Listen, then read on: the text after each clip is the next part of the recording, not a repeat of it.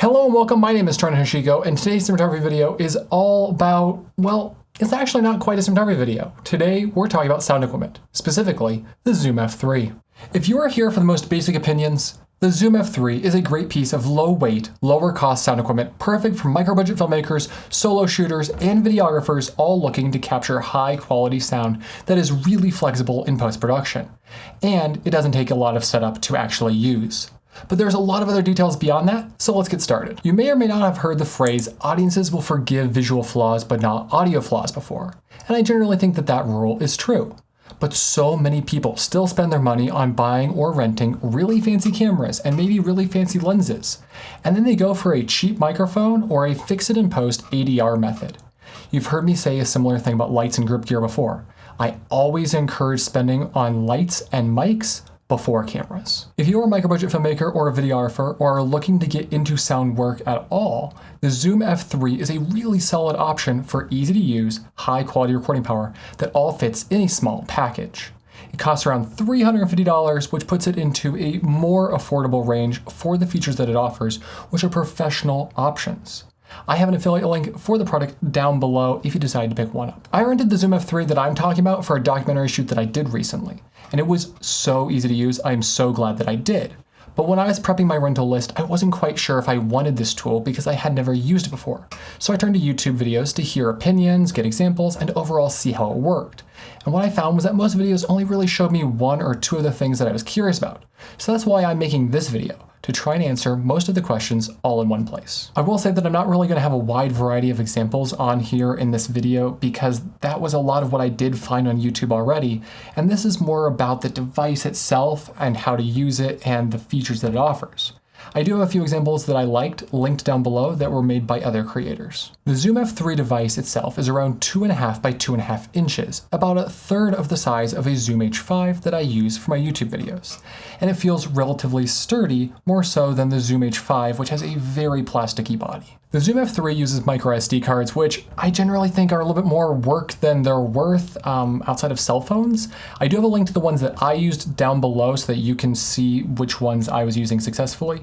One thing that I really like about the unit is that you can test cards for compatibility and integrity in the unit itself like this. Before I found the integrity test option, I wasn't quite sure that the card was actually compatible, and I'm really glad that I have that option inside the unit. That reduces so much stress, and I think many other devices could actually use that successfully. Power-wise, the F3 takes two AA batteries, but can also be powered via USB-C connection on the side of the unit. This is how we used it on the documentary shoot because I was reading online that it can really go through and eat batteries. One other option that you can do is to take a portable cell phone charger pack and use that as a battery power source if you aren't near a wall outlet. The face buttons take a moment to get used to because you have to pay attention to the on-screen symbols that determine what the button's function is in that moment. Now, I don't really love this option.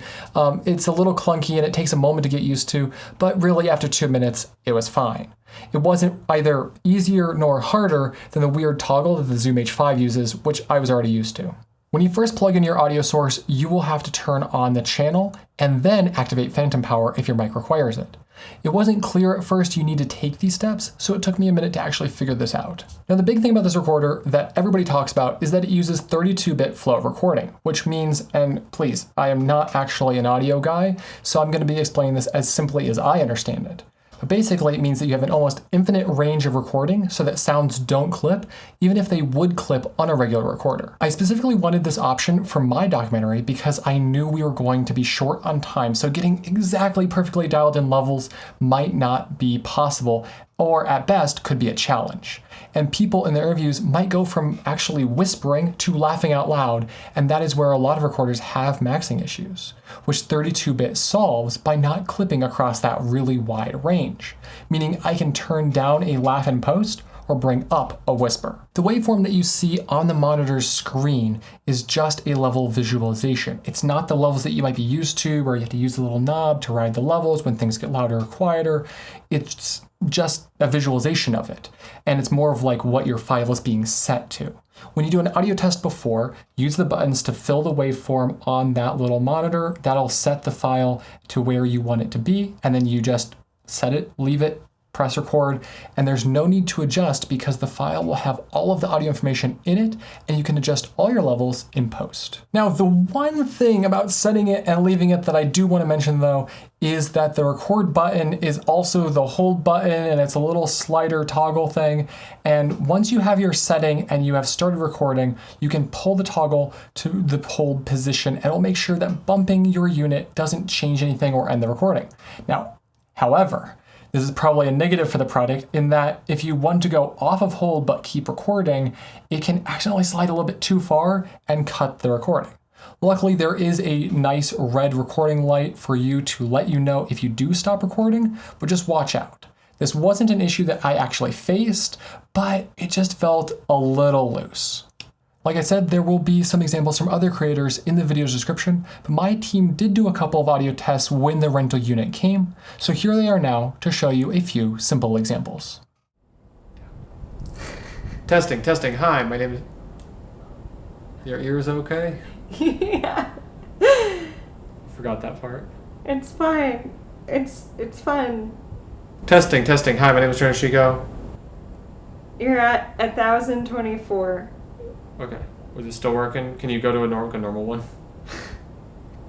Alright, this is 64. Hi, my name is Trenton Hoshiko, and this is another audio test. I really like this recorder. It was very intuitive, easy to use, set it and leave it, and the 32-bit float option is amazingly useful and feels a bit like magic. Now, there were some menu quirks and the buttons, and I really only took about 2 minutes to actually get used to them, so they weren't a big deal for me. If you only need 2 audio inputs, this is a super option, and if you want to rig it to your camera so that your camera and audio recorder are all in one package, this is maybe the most ergonomic option for XLR inputs that gives you 32-bit. Now, if you need more inputs or more features for more active mixing, Zoom's F6 and F8 might be a better option for you.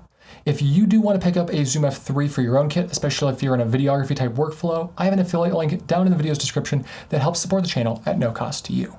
I'm curious to hear your thoughts on audio gear for micro-budget filmmakers, because I don't think a lot of people when they start out necessarily think about the audio side of things. Do me a favor and comment down below a piece of audio equipment that really made your life easier when it comes to audio recording, capture, manipulation, whatever, because I think if there's a bunch of comments down below, a lot of people could actually read through those and find something that could help them out too. If you like micro-budget filmmaking videos like this one, please give the video a like to help me with the YouTube algorithm and subscribe for upcoming videos about tools and techniques for cinematography, lighting, and micro-budget filmmaking in general, like this video. To support videos like these, you can join my Patreon, contribute on Ko-fi, or use the affiliate links that are in the video's description. I'm also on all sorts of social media websites, and I probably spend too much time there. I would love to show you pictures of my pets. You can join me over at twitter.com/Trenton_Hoshiko, my Mastodon where I hang out a lot now, hey.cafe, cinematography Pinterest, and filmmaking Tumblr links are all in the video's description down below. Stay safe out there. Wear a mask in public to make spaces accessible, make fun films and art, and be sure to drink some water. Take care.